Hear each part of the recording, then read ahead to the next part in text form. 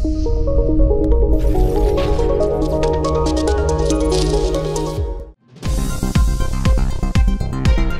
ಕಸಬಾ ಗ್ರಾಮದ ಇರಂದೂರು ಶ್ರೀ ಲಕ್ಷ್ಮೀನರಸಿಂಹ ದೇವಸ್ಥಾನದ 2ನೇ ದಿನದ ಧಾರ್ಮಿಕ ಸಭೆ ನಡೆಯಿತು.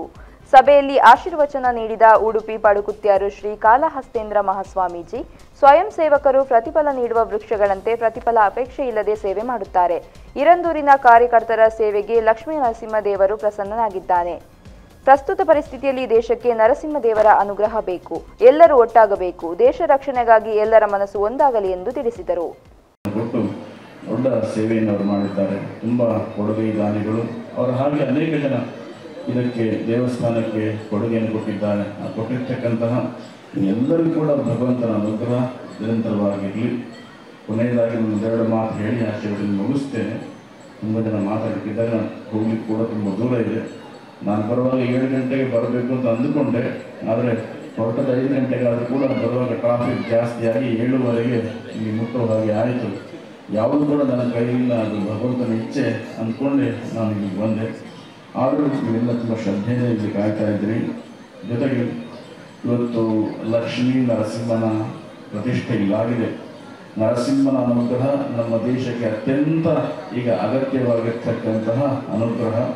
ಈಗಿನ ಪರಿಸ್ಥಿತಿಯನ್ನು ನಾವು ಅವಲೋಕಿಸಿದರೆ ದುಷ್ಟರು ನಮ್ಮ ದೇಶದ ಒಳಗೂ ಇದ್ದಾರೆ, ದೇಶದ ಹೊರಗೂ ಇದ್ದಾರೆ.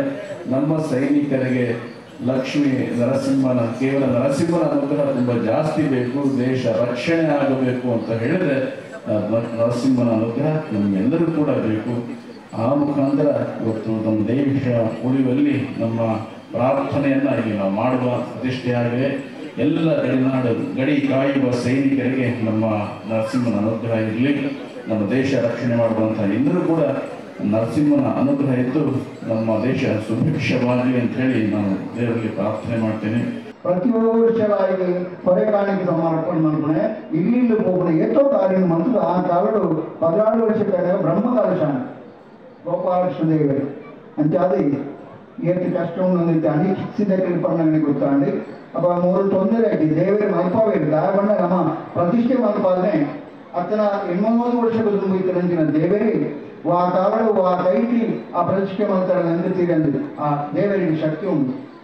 ಆ ದೇವನೋಡಿ ಲಕ್ಷ್ಮೀ ಹೋದ ಅಂಚಿನ ಲಕ್ಷ್ಮೀಪುತ್ರವೇ ನಮ್ಮ ವೇದಿ ಕೂಡ ಲಕ್ಷ್ಮೀಪುತ್ರೇ ತರಕೊಡ್ಬಲ್ಲ.